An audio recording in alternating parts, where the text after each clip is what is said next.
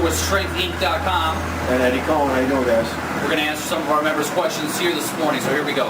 All right, Steve Gabriel chimes in and says, "Hey Ed, I pull conventional and would like to try sumo. Should I just start a 12-week cycle pulling sumo and see what I can max out at? Also, I don't want to give up conventional, so is it possible to pull both ways in the same cycle? If so, how would you set that up? Thanks, Steve." Since you're just going to start off by trying it, I would actually pull some sumo for like 6 or 7 weeks after your conventional pulls, just to get used to it, and then kind of reverse it. You could do your conventionals afterwards and then start a full sumo routine. But you can still do your conventional afterwards, because I used to do that all year round anyways when I got ready for meets. Because I wanted to keep my back strong from the conventional work, but I'd have to get ready for a meet, sumo style. So I'd do it that way. Okay, Matthew Hulk Smash Eubanks writes in and says, IT band in my right leg often inflames. What do you suggest to relieve the pain and correct this from happening? I think everyone that lifts has gone through some of this kind of pain before.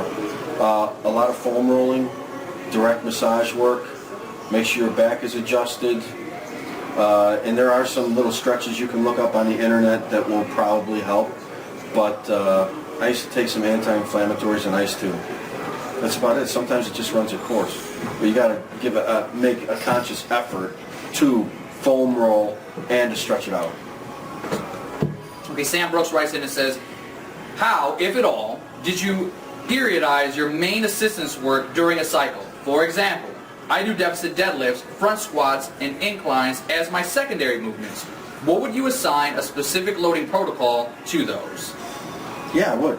I used to follow just periodize my training just almost like I did my regular lifts, because I wanted to get them strong. As far as like, I would do like heavy rows, heavy, any type of shoulder work, presses, of course, compound movements. I would do my stiff leg deadlifts. I would do my high bar closer stand squats. So the lifts you're suggesting, yeah, you could periodize them just the same way you do your regular stuff, but I would do it all the time. It's hard to go in the gym and just say, okay, I'll just do 3 sets of 5 just to feel it. You want to train, you don't want to just work out. So yeah, I would do the same type of cycle that you do for your heavy lifts. Excellent. All right, he also says he is running a 5-3-1, just so that's out there, and how he's doing his particular. Yeah, as long as you periodize it some way, you can only try to see if it helps. Fantastic. All right, Michael King writes in and says, I'd love to know the ideal weight to be at so that he can compete at 220, when and how to cut if your normal weight is at 245. As a continuation, how to get that weight back, what to eat, how to hydrate if you weigh in 24 hours. Well, Mike, in the old days, it was just diet, and I never got above like 232 or so to compete at 220. Nowadays, they do all that, water loading and all that other stuff, which you drop a lot more weight quicker. You might want to check into that, because it'll get the weight off faster with less pain and suffering, and you'll be able to put it back on faster too. So check out how they do that water loading and stuff like that. Sean Dunbar says, how much do you remember your first bench press, squat, and deadlift maxes being, and how old were you when that actually happened? So your first kind of memories of your bench press. Well, my first meet was when I was 16 years old, and I did like a 45 squat, a 295 bench, and a 495 deadlift. I don't exactly remember what I did the first time I squatted, except that I squatted every week, twice a week, and maxed out both days until I got up to 500. And my deadlift, I remember I weighed about 140, and I walked up after I did some little workout when I was in high school, and I deadlifted 435. All right. Doug Ronsley writes in and says, what are your thoughts on not a strict Westside template, but some of the elements or the ideas of Westside, such as change bands, board presses, speed work, box squatting, using prowl pins, tables, things like that, as tools for a raw lifter when incorporated as part of a program that focuses on consistent full-range squats, benches, and deads? Do they have any value? And he has another question after that too, in terms of assistance work. Yeah, it's of course it has value. I've never been a fan of box squats, because they would always just, in my eyes, they just kind of throw off if you're doing raw work. They throw that whole style and technique off. But some of the board presses for raw stuff is great on the bench press to strengthen your triceps and make you handle a little bit of overload. I've never been a big fan of bands, but that's my own personal view. But I've seen guys do some good stuff with some deadlifts for bands that help them. But and chains are fine. Yeah.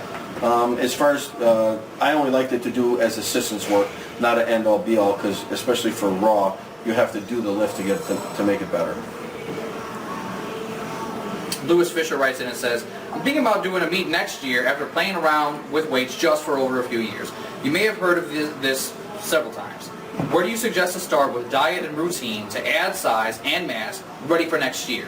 He's already got his technique down. He's looking for some insight. Well, you got half of it done already with your technique. Right. As far as diet, it depends on what you want. If you're interested in gaining a lot of weight and stuff, well, then you got to keep your protein high, some little bit of extra calories, and you got to eat. That's pretty much it. And as far as where to start, I would recommend one of our easy templates, our 8 to 10 week training template that we have on the site. That's the easiest and well thought out one that I can think of. Yeah, Louis, you can just log on to strengthinc.com/join, and you'll be able to find all of our stuff right there. Rafael Aragon says, more of a personal question, but what did you do outside of powerlifting in your prime time of your career? When I was at my best, I didn't do a damn thing. It was just powerlifting, and that's why I was the best, because that's all I thought about and all I cared about. Pretty simple. Good deal. Nate Conda writes in and says, Ed, what is the correct way to run your deadlift cycle? Is there a website that you could suggest for reference? Yeah, our own website, strengthinc.com/join. And if you don't find it there, email me. You can email the site, ask Dave, and right. Dave will give you my personal email address, and I'll talk to you. Absolutely. We'll take care of you there. Okay, Scott Schaefer says, what are your thoughts on running the Coan deadlift program alongside small-off squats? You can. It's a lot of volume. It's a lot of work. But, there's guys that do the Shaco routine, and there's so much squatting and deadlifting and benching time after time after time that you adjust to it. Either your body adapts or it dies. So all you can do is try it. But if you, as long as you don't set, the percentage is too high right away, that's the hard part. But besides that, yeah, try it. Eli Coffey says, Mr. Coan, I had knee surgery and I'm trying to gain back the size and strength in my legs and hips. I'm clear to work out, and he has been doing so. What reps and sets do you suggest for getting strength back soon? He's trying to do it quickly. Been on a 5x5 for a few weeks now. He's looking for some pointers. I would do some more high rep stuff to begin with to set that motor pattern down so the knee and the hip know how to work correctly, and then I would just slowly start upping the weight. Do that for about 6 or 7 weeks before you start a training cycle, and then jump on one of ours, a good periodization cycle. But I wouldn't do too much volume right away, but you want to set that pattern to get stronger. All right, Shukin Mark Modersky says, what advice do you have for lifters in their mid-40s regarding lifting, nutrition, and recovery? It's a mouthful. Yeah, well, that's all right. We've answered it before. You just have to train a little smarter. Once in a while, you might have to take a week where you drop down just a little bit. Not a real light week, but just a medium week to help you recover, so if you feel burnt out. And again, if you guys set your cycles correctly, where you don't just shoot for the moon every time where I squat 500, next training cycle I'm going to squat 550. It doesn't work out like that. Aim for 520, 525, something like that, and you have a better chance of getting there time after time after time, instead of shooting it all off right away and getting hurt and not reaching there and getting discouraged.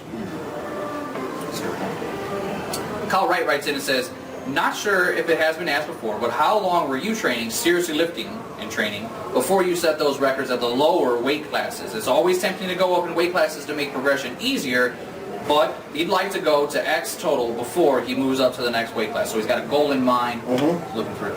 Well, as long as the weight that you're at, you can maintain that easy enough, then you don't have to worry about staying at that weight class to hit whatever goals you want. As far as where I was at, my first meet was in 1980.